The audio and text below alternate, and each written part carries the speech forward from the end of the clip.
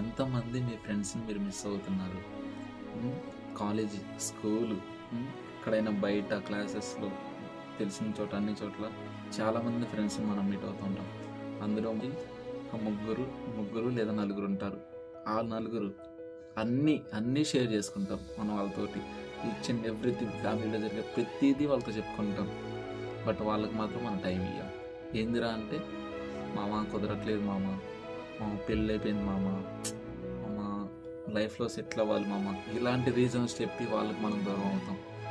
But నేను చెప్పేది ఏంటంటే, వాళ్ళకి టైం ఇవ్వండి, వాళ్ళతో కలవండి. బికాస్ ఆఫ్ ఎందుకంటే నేను మరీ చెప్తుంది, నాకు 2 ఇయర్స్ అవుతుంది మ్యారేజ్. 2 ఇయర్స్ స్ట్రెస్, లైఫ్లో టెన్షన్స్, ఎలా అయిపోతుంది లైఫ్, ఎటు పోతుంది అనే ప్రాబ్లమ్స్ అంతా ఏదేదో అయిపోతుంది. బట్